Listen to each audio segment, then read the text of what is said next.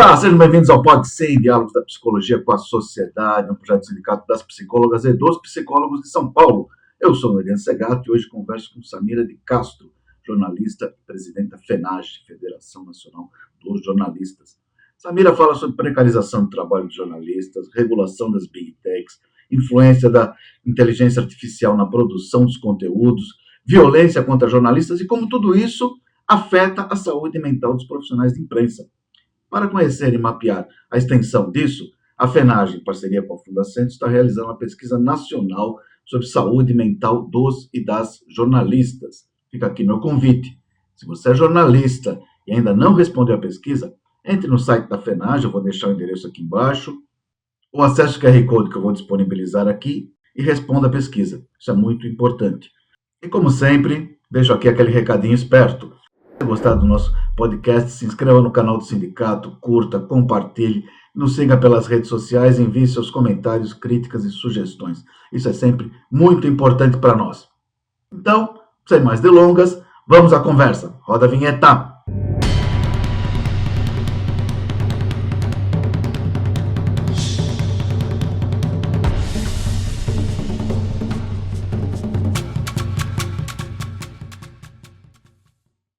Olá, sejam bem-vindos ao Pode Sim, Diálogos da Psicologia com a Sociedade.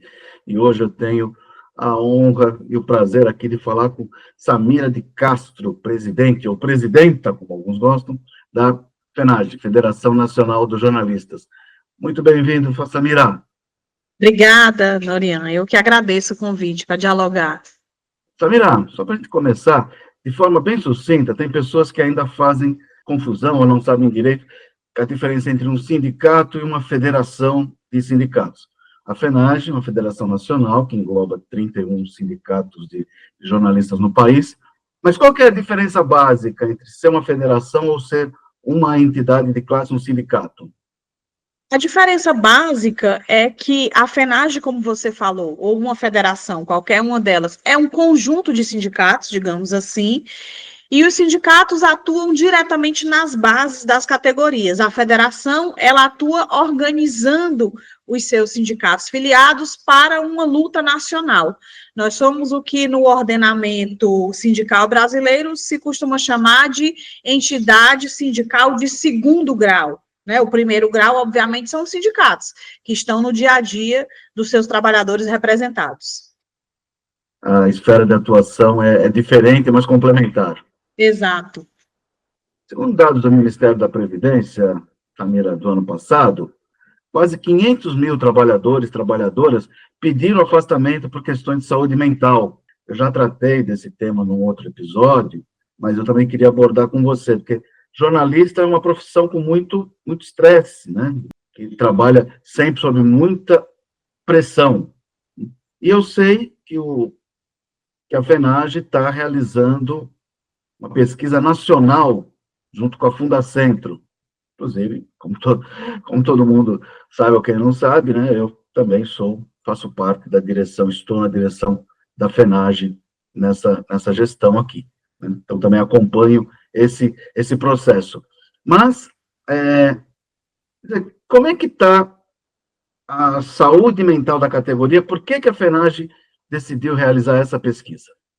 Norian, nós somos uma categoria de trabalhadores assalariados que sempre teve muita informalidade, sempre teve muita exploração, mas que de uns anos para cá, com a questão das novas tecnologias que são utilizadas para a produção jornalística, com a pandemia e com a contra-reforma trabalhista, um pouquinho antes da pandemia, a gente acumula situações de trabalho extremamente precarizantes. E essas situações de trabalho precarizantes, elas atingem a nossa saúde, sobretudo a nossa saúde mental, né? A gente tinha estudos sobre a saúde dos trabalhadores jornalistas dos anos 80, feitos, inclusive, pelo professor Roberto Eloane, que é um psicólogo e jornalista. E aqueles estudos dos anos 80, eles davam conta de uma categoria já precarizada, por longas jornadas de trabalho, por um ritmo de trabalho alucinante e alguns vínculos precários, mas, sobretudo, por um dilema ético e pessoal, porque a maioria dos trabalhadores jornalistas trabalhava em veículos e era contra a linha editorial dos veículos para os quais eles trabalhavam. Isso causava o que o professor Elone chamava de sofrimento psíquico. Havia também muita adicção naquele período, sobretudo alcoolismo, muitos trabalhadores viciados em tabaco e álcool, né? As redações antigamente permitiam você fumar livremente, dentro, inclusive, de ambientes fechados.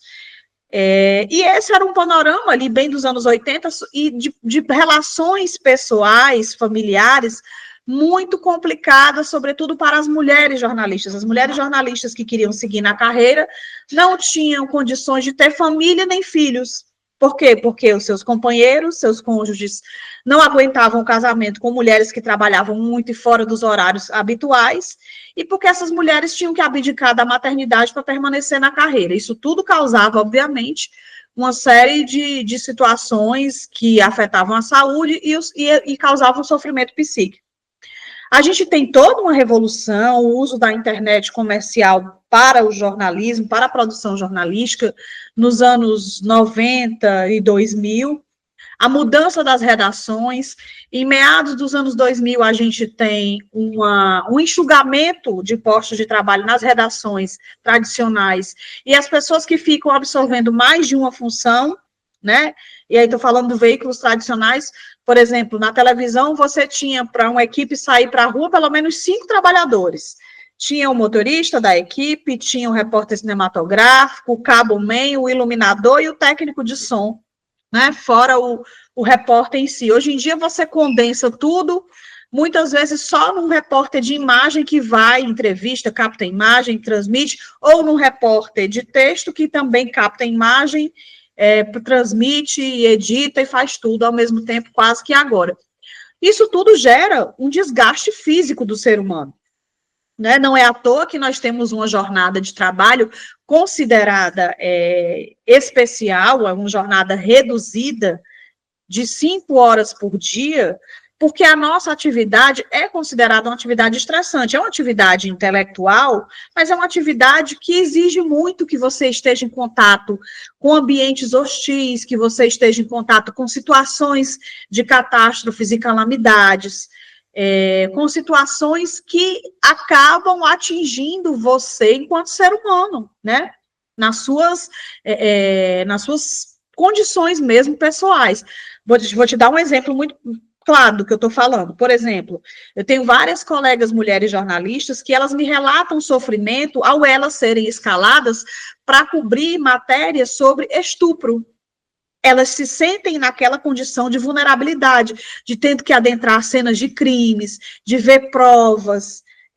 Isso tudo mexe com o emocional das pessoas. Afinal de contas, nós somos seres humanos. Então, por tudo isso e pela conjuntura de retirada de direitos, de fazer com que o trabalhador jornalista trabalhe mais, tenha sobrecarga e ganhe cada vez menos, porque as correções salariais são sempre muito aquém da nossa necessidade, nós acabamos tendo novas formas de adoecimento, e esse adoecimento mental, a nossa saúde mental, obviamente, acaba sendo muito abalada.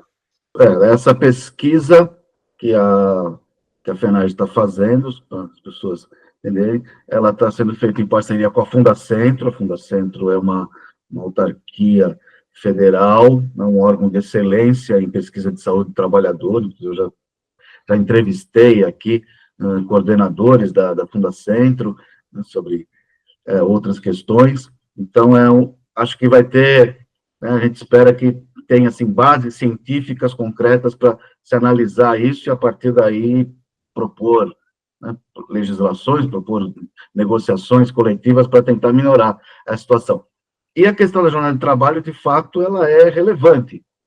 Apesar de muitos locais não cumprirem essa jornada de 5 horas, né, é difícil encontrar um jornalista que trabalha apenas 5 horas, os psicólogos têm também a mesma luta, estão na batalha para se fazer as 30 horas semanais, devido também ao estresse que é a profissão, de se lidar sempre com a questão do sofrimento alheio, com questões sociais.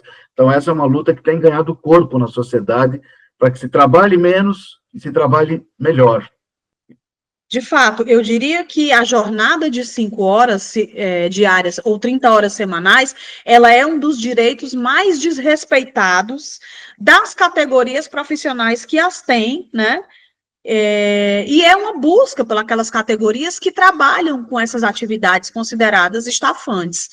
No nosso caso, atualizar essa pesquisa sobre a saúde mental da categoria com a Fundacentro, ela vai nos permitir conhecer melhor quais são esses problemas, né, de ordem de saúde mesmo, e sobretudo de ordem de saúde mental. Por quê? Porque os estudos, eles são muito esporádicos, alguns acadêmicos, inclusive uma pesquisadora da própria Fundacentro pesquisou, né, algumas questões sobre a saúde dos jornalistas, mas a gente precisa de um estudo nacional para embasar a atividade sindical, para embasar a busca, por exemplo, por normas dentro de convenções coletivas de trabalho que resguardem a trabalhadora e o trabalhador jornalista dessas situações estafantes. Você falou tanto da pandemia quanto da contra-reforma de 2017, que de fato precarizou as relações de trabalho em conjunto das categorias, nos conjuntos de trabalhadores, mas teve uma outra praga também nesse meio tempo, né?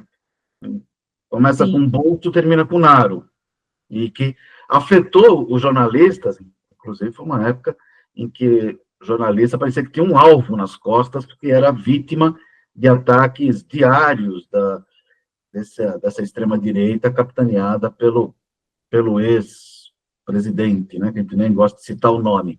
Como é que está, hoje em dia, essa questão da violência contra os jornalistas? A violência, ela tem sido colocada pelos pesquisadores do perfil do jornalista brasileiro, que é o estudo mais atualizado que a gente tem, que ele é realizado a cada década, desde 2012, ou seja, estamos no segundo, sobre o perfil demográfico e social da categoria, ele mostra que a violência, junto da precarização do trabalho, são os principais fatores de adoecimento da nossa categoria, né? E como você lembrou muito bem, nós passamos 4 anos sendo o alvo preferencial e institucionalizado do ex-presidente. A figura central, né, do maior chefe da nação, colocando o rótulo no jornalista como uma categoria a ser combatida, acabou nos levando ou nos deixando numa situação de alvo constante nas costas. Jornalista, o discurso estigmatizante era: jornalista mente, jornalista é tendencioso, havia a humilhação ali dentro do cercadinho ali do Palácio da Alvorada, em que vários eleitores e correligionários do presidente chegavam, inclusive, às vias de fato com os repórteres que cobriam aquele espaço, e a gente achou que essa institucionalização, ela acabou, a gente achou não, porque nós temos um relatório que mostra em números tudo isso que eu estou dizendo, né?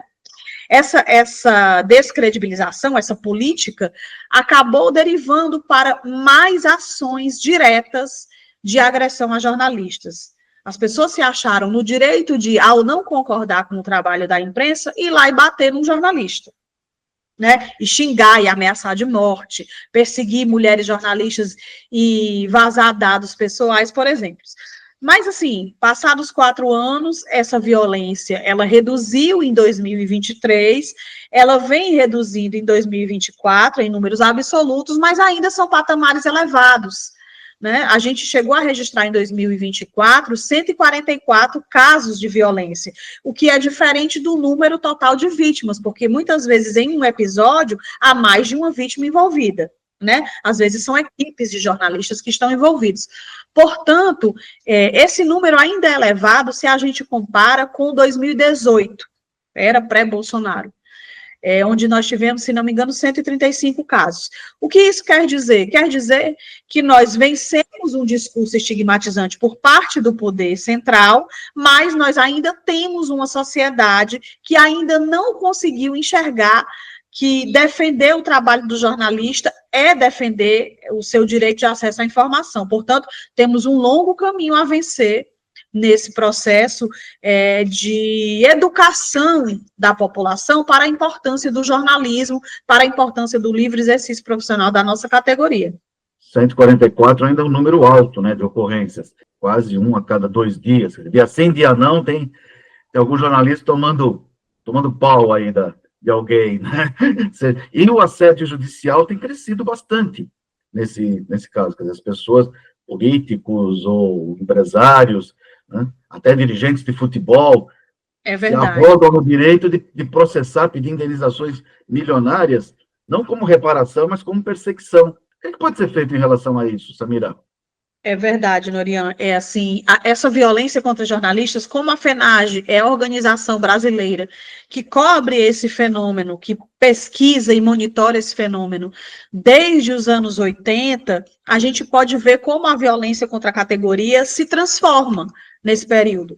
Até 2013, a gente tinha alguns assassinatos, né, algumas violências físicas, sobretudo nos grandes centros. Em 2013, com as jornadas de junho, a gente tem uma explosão da violência contra jornalistas no país, em função dessas grandes manifestações de massa, né, em que a nossa categoria estava completamente despreparada para cobrir, virando alvo duplo de policiais e de manifestantes. A gente tem um crescimento da violência das forças policiais contra jornalistas a partir de 2013. Chega ao bolsonarismo, a extrema-direita no poder, a gente vira alvo institucional com a descredibilização do nosso trabalho, e agora, no final desse desgoverno, e nesse período de reconstrução democrática, a duras penas, num governo de coalizão, a gente tem o uso abusivo da justiça para calar jornalistas. Eu diria, Norian, que é uma forma mais limpinha, sabe, de você atingir o mensageiro e a mensageira, porque você não vai xingar, você não vai bater, você vai simplesmente exigir um falso direito de reparação, porque as matérias, muitas das vezes, não contêm erros de apuração, não contêm mentiras, não contêm inverdades. Na verdade, você usa e abusa do direito de acessar a justiça para calar um profissional da mídia, pedindo indenizações absurdas, e, pasme, até o judiciário, até um juiz da Suprema Corte brasileira processa o jornalista pedindo milhões ou milhares em indenização. Ou seja, é um instrumento que ele se traveste de uma legalidade, né? Olha, eu estou buscando a justiça, eu estou buscando reparação, eu só quero isso. Mas ele promove, no fundo, a censura, e ele tem retirado os profissionais do nosso trabalho. Vou citar um exemplo só, Elvira Lobato, processada por dezenas de fiéis da Igreja Universal do Reino de Deus. Por quê? Porque ela fez o seu trabalho, ela não mentiu, ela não omitiu, ela não inventou, ela reportou situações da Igreja Universal e ela foi perseguida por vários fiéis. E esse assédio judicial, Norian, não é só uma quantidade enorme de ações contra um repórter ou um veículo.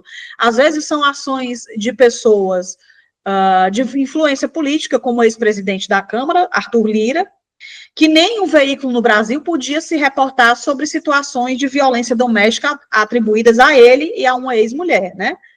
Tendo como vítima uma ex-mulher. Todos os jornais que tocaram nesse assunto, sites e portais, foram censurados. Tiveram que retirar as matérias do ar. Né? Isso é assédio judicial. Isso é você usar a justiça sem fundamento para tentar fazer com que a sociedade não saiba determinada informação. Os grandes prejudicados disso, além do jornalista, da jornalista que é o alvo, que é a vítima, é a própria sociedade que deixa de ter informação e, por consequência, o processo democrático do país é afetado por essa corrente de transmissão de irregularidades aí, de abusos de poder, né? Exato. Falando de abuso de poder, e as Big Techs? Como é que elas estão? Eu sei que a FENAGE ela está à frente de projetos de regulação das Big Techs, mas é uma briga hercúlea, né? Inclusive, recentemente, o governo Trump está ameaçando países que quiserem regular a Big Tech, o império do mundo, agindo como lobista dessas plataformas. Como é que isso afeta o jornalismo e a sociedade no Brasil, Samira? Olá, você está ouvindo o Pode Sim, Diálogos da Psicologia com a Sociedade, um projeto do Sindicato das Psicólogas e Psicólogos do Estado de São Paulo.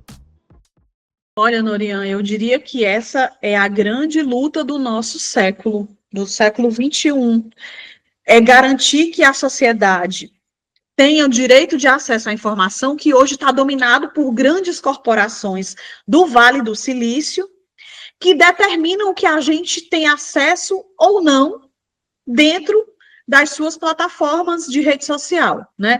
Como as empresas da Meta, como, inclusive, o próprio buscador, o principal buscador de notícias no Brasil, que é o Google, que eles simplesmente determinam que eu, que você, o que toda a população tem acesso em termos de conteúdo noticioso, né? Além disso, eles fazem uma coleta dos nossos dados para faturar em cima das nossas possibilidades de existência. Eu não digo nem só de compra, eu digo de existência, porque essas plataformas, elas dominam até o conhecimento dos nossos sentimentos, né, das nossas ansiedades enquanto seres humanos. E a nossa briga é por uma regulação, por quê? Porque é um setor econômico, porque é um setor econômico como todo e qualquer outro, e é um setor que tem no seu modelo de negócios um mecanismo, uma engenharia voltada na viralização, ou seja, na divulgação massiva de conteúdos de ódio, de conteúdos absolutamente anti-emancipatórios. E aí a gente está falando de pedofilia, a gente está falando de nazifascismo, a gente está falando de racismo, misoginia, de aporofobia, né? De uma série de situações que essas plataformas ganham dinheiro quanto mais as pessoas divulguem ódio na internet. Por isso que elas precisam de uma regulação. E a FENAGE tem defendido essa regulação, sobretudo porque esse modus operandi das plataformas atingiu de morte o jornalismo. Hoje, para você conseguir, inclusive, veicular uma notícia nas redes sociais, você tem que brigar com algoritmos que não são nada transparentes, saber que você já sai perdendo, porque essas plataformas acabaram de se aliar ao governo Trump nos Estados Unidos. Elas fazem parte do governo, seus donos, seus proprietários fazem parte, e o governo norte-americano, numa postura de protecionismo de quem financiou a campanha do Trump, ameaça sanções econômicas para todos os países que regularem as plataformas, ou seja, é uma briga hercúlea, como você disse, né? É uma coisa inimaginável há, sei lá, uma década, no máximo. E isso exige de nós uma séria necessidade de organização. A FENAGE é uma federação pequena de 31 sindicatos, de uma categoria que não é de massa, mas a FENAGE está com outras organizações, como a Coalizão Direitos na Rede, como a Coalizão em Defesa do Jornalismo, e outras organizações que querem que as plataformas sejam reguladas para que a gente tenha um ambiente minimamente saudável nas redes sociais.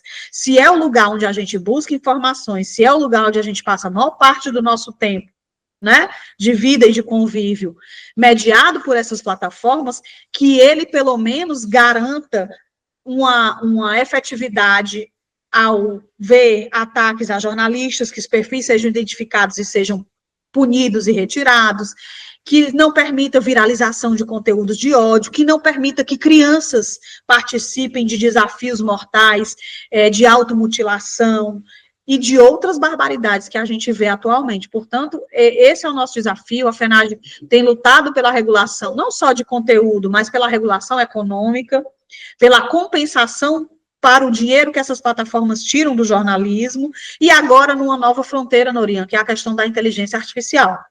Se você for buscar hoje no Google qualquer notícia, ele vai te gerar um resumo por inteligência artificial e não vai nem colocar o link de onde foi que ele tirou aquelas informações. Ou seja, nós corremos um sério risco de estarmos cada vez mais desinformados. Como você disse, esse é um dos desafios do nosso século, né? Como enfrentar esse monstro que, quando a gente começa a olhar, parece, uns anos atrás, pareceria coisa de ficção científica. E os absurdos não são assim. Diariamente a gente vê. Recentemente, aqui em São Paulo, teve um caso bizarro, uma jornalista que ela pôs uma matéria sobre um fato que estava acontecendo no Haiti, uma mulher que assassinou os assediadores, os criminosos lá no Haiti, repercutiram em redes sociais, colocando a foto dela, dando a entender que a jornalista era a autora dos crimes. Isso causou problemas seríssimos para a menina, inclusive nova de profissão, ela até pensou em desistir logo de cara, antes de começar.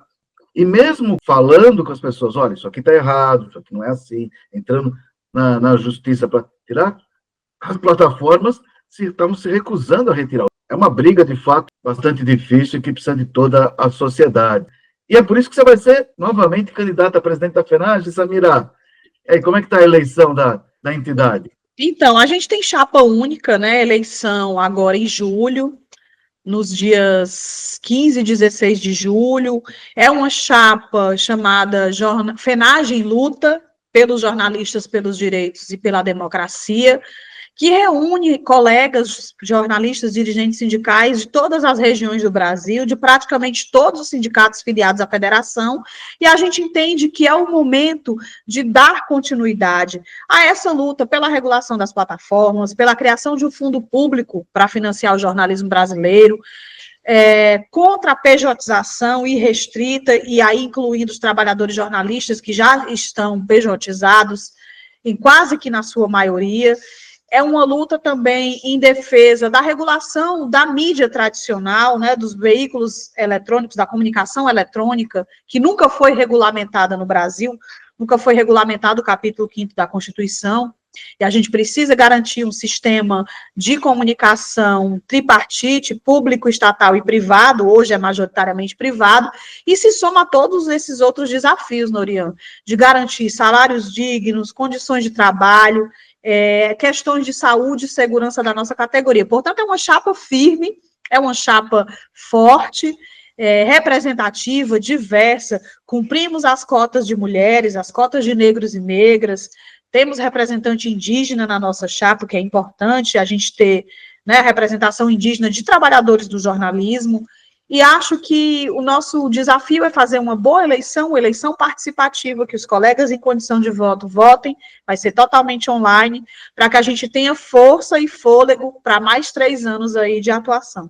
Fica aqui o convite, então, para quem for jornalista, ficar atento para essa eleição, como você disse, vai ser online, uma chapa que tem um programa que não só diz respeito à categoria, mas diz respeito à liberdade de expressão, à liberdade de imprensa, que interessa a todo mundo. E fazer propaganda, eu estou na chapa também. Então, eu volto a mais um mandato na Secretaria de Saúde e Segurança, se a categoria nos eleger. Samira, te agradeço a participação, sei que você tem uma agenda muito corrida aqui esses dias.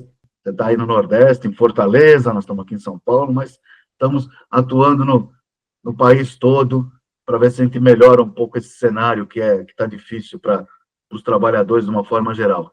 Te agradeço bastante a participação, Samira. Obrigada, eu que agradeço o espaço e boa luta para nós. Obrigado. Pode sim, Diálogos da Psicologia com a Sociedade, um projeto do Sindicato das Psicólogas e dos Psicólogos de São Paulo, sempre atento a tudo o que acontece nesse país, em todos os cantos. Até mais, estamos juntos, até a próxima.